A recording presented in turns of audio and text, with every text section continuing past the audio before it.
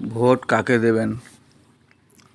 অর্থের বিনিময়ে নিজের মতামত বিক্রি, ব্যক্তিত্ব বোধের স্কেল আর বেহায়াপনার পারদ হিমাঙ্কের কতটা নিচে নেমে গেলে সম্ভব আমার জানা নেই।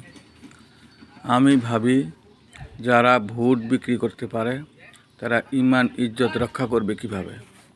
প্রার্থীকে দোষারোপ করা হয় যে পাশ করে আমাদের খোঁজ নেয় না, নেবে কেমনে? কারোর দয়া দাক্ষিণ্যে নয়, টাকা দিয়ে ভোট কিনে পাশ করে। পাশের ক্ষেত্রে অবদান পাবলিকের নয়, টাকার। তাই তো কৃতজ্ঞতা আদায় কল্পে পাবলিকের নয়, টাকার খোঁজ নেন যত্ন সহকারে। অতএব সম্ভ্রম রক্ষার স্বার্থে, মূল্যায়ন রক্ষার্থে, সমীহ আদায় করতে নিজেকে ছোট না করে যোগ্য প্রার্থী বেছে নিন। তার পক্ষে ভোটের মাধ্যমে মতামত দিন, কমপক্ষে মনদের ভালো বেছে নিন।